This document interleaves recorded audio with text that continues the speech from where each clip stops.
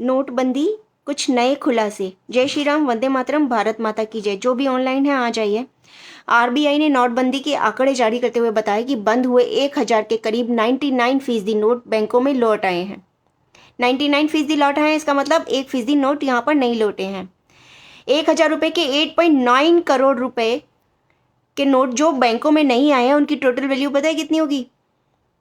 89 अरब rupees, यानी कि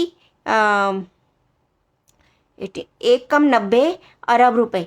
पहली बात यह है कि अगर इस आंकड़े को सही माना जाए तो 89 अरब रुपया काला धन था, जिसको लोगों ने बैंक तक नहीं पहुंचाया। चाहे जो भी वजह हो, दूसरी बात यह है कि यह आंकड़ा सिर्फ 1000 के नोटों का है। अभी 500 के नोटों का आंकड़ा आना बाकी है मेरे दोस्त। तीसरी बात यह है कि घर में बोरों में भर भर के रखे हुए जो नोट, जिन पर कोई टैक्स नहीं लगता था, वो अगर नोटबंदी की वजह से बैंकों में जमा कर दिए गए तो इसका मतलब ये नहीं है कि वो सफ़ेद हो जाएगा। और चौथी बात बाकी है।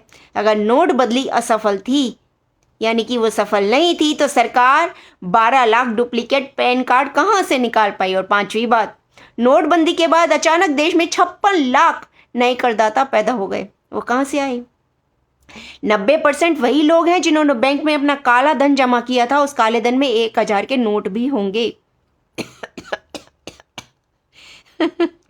छठी बात, सुप्रीम कोर्ट द्वारा गठित एसआईटी के सामने सरकार जुलाई 2017 में एफिडेविट दाखिल करके बताया कि 1 अप्रैल 2014 से लेकर 28 फरवरी 2017 तक 71,941 करोड़ रुपए अघोषित आय प्राप्त की गई है। ये सब मैं पढ़ के सुना रही हूँ, मैं अपनी मर्जी से कुछ भी नहीं बोल रही हूँ। इसका मतलब सब कुछ सही है।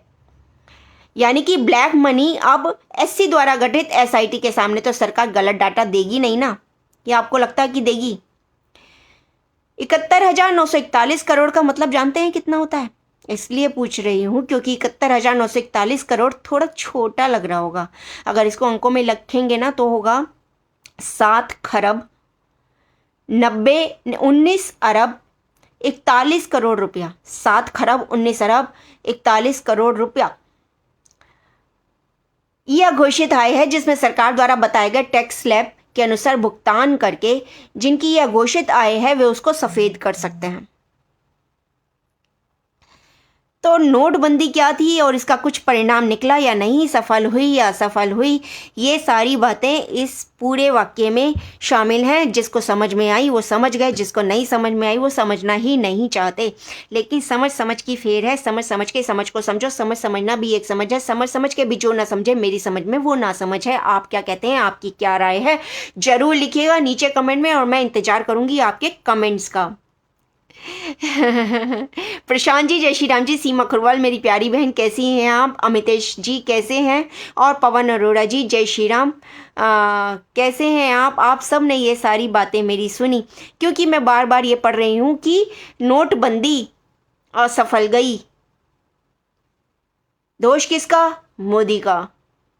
लेकिन नोटबंदी असफल नहीं गई और ये मैंने पूरे आंकड़े पढ़कर सुनाए हैं आपको। इसमें कुछ भी मनगढ़ंत नहीं है, मेरी राय नहीं है और सब कुछ ओरिजिनल है।